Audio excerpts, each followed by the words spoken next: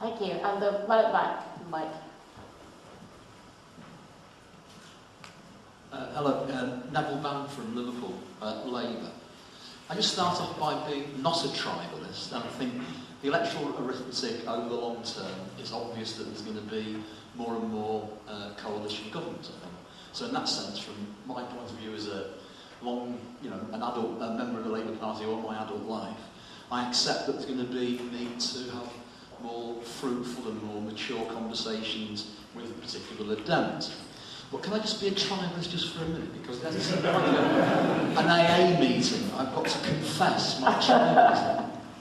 Living in Liverpool, last Sunday, I have to go cycling, as it happens, near the arena. And it was first thing Sunday morning, there were 3 Lib Dem delegates blocking my way on the bike. I couldn't resist the temptation. I said, welcome to Liverpool. We have no Labour MPs in Liverpool. Sorry, no Lib Dem MPs in Liverpool, and fewer Lib Dem councillors. Please have a nice day. And I felt really good about it. But then I sort of cycled away and I thought, that was bloody childish, that was completely pathetic. So, I'm confessing that I'm a tribalist and I shouldn't be. And I did feel good about it, I'll continue. But I've just listened to, I didn't know what your name was, but the Manchester Lib Dem. John Leech. Right, okay. Apologies for not hearing your name. But when I listen to the Lib Dems at the moment, dishing the Labour record about the reason for public expenditure cuts, because it was all that mess that naughty Gordon Brown left and all the rest of it. What utter nonsense. I mean, every government throughout the country have been about to have deficits to confront with. So what I'm saying to you is, yes, I do actually, and I'm serious actually, I do want to see more fruitful discussion with the Lib Dems.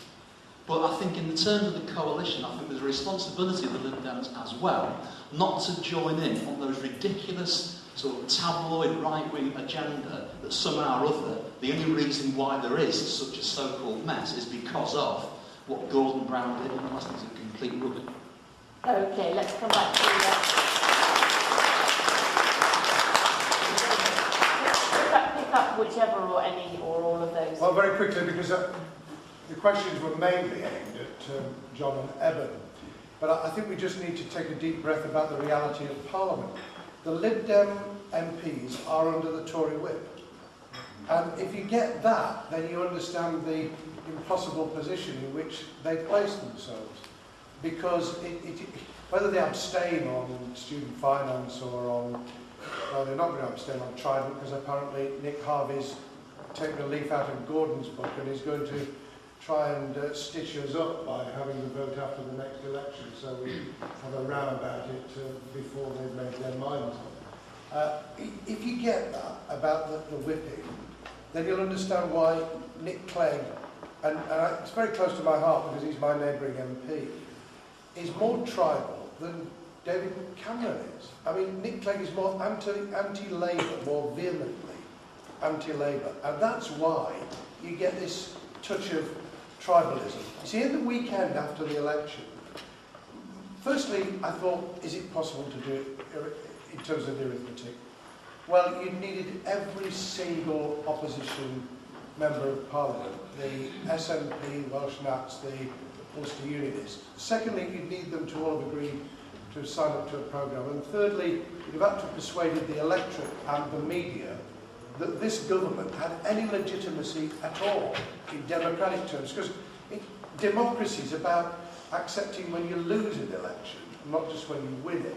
And I was prepared to stomach that till about Monday. I mean, Gordon Brown had twice over the weekend asked me not to say anything. But by Monday, it was obvious to those who weren't in the bunker that we weren't going to do a deal with the Lib Dems. And if you read the books and the extracts that have come out from those who were in the bunker, it is also obvious that we weren't. So all Nick was doing was screwing us in order to be able to get the maximum deal out of the Conservatives. Now, you can't blame him in pure political terms, but you can actually ask the question, what were the values underlying it? And if the values underlying it were to defend what will remain of local government, and to defend the welfare state, and to ensure that the things that the Lib Dems have put in their manifesto were at least had a nodding chance of getting through. I don't mean pupil premiums. I invented a pupil premium. It was called the Pupil Learning Credit. Charles Clarke amalgamated it into the general budget. I'm in favour of pupil premiums. What I'm not in favour of is demolishing the area-based grant and all the specific funding which is now going in order to pay back a tiny bit in the pupil premium and to make Lib Dem MPs feel better. Because we're not in there to feel better.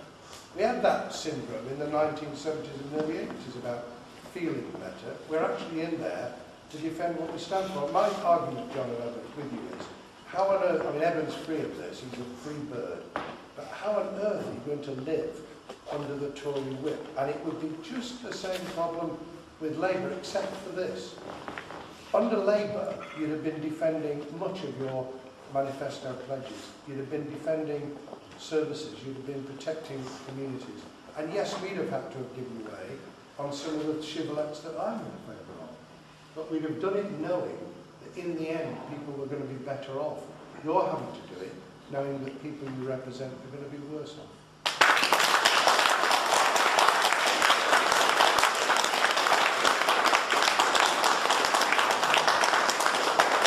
David, I think by definition you don't believe any shibboleths. Only when they're my own. John, respond particularly to the constituent.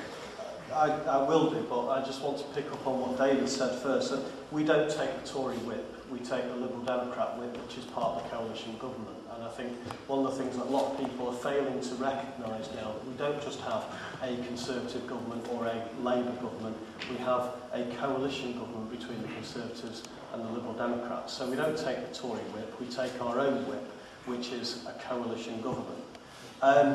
Neville from Liverpool, that name rang a bell, and I think, if I remember right, he used to stand in Picton Ward for the Labour Party. I've seen some of your... Very tribalistic about the insults that you've made. Picton Ward, was I right about Picton Ward? Was I right, Picton Ward? You've stood there? Yeah. Well, I've seen some of the leaflets.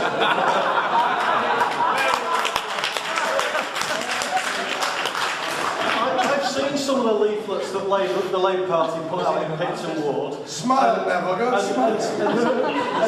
And to suggest that somehow we blame everything on the previous Labour government is a bit hypocritical when you have a look at the way you blamed the Liberal Democrats for everything that went wrong in Liverpool while Labour were in government. So I don't think I'm not going to take anything from Neville has to say. I take it with a very large pinch of salt. As far as my constituent, sorry, I don't know your name. I do actually think that we are making the case against certain things that are going on in the coalition government, and I've made it very clear that there are some policies that are, as far as I'm concerned, red lines.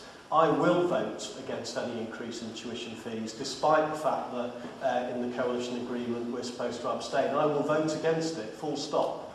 I've stood up and suggested that what the Cabinet Office wants to do in relation to the Civil Service Compensation Scheme is not acceptable because it's going to impact some low-paid workers. And other colleagues, particularly Simon Hughes as the Deputy Leader, has been making the case very strongly for the Liberal Democrat line, how the Liberal Democrats would be doing things if we were running the government ourselves rather than in coalition. And we mustn't forget that we are the junior partner in the coalition. We have 57 MPs under the current unfair electoral system. Finally, there was, I can't remember... It was the woman over there was saying, more or less, do you have a breaking point?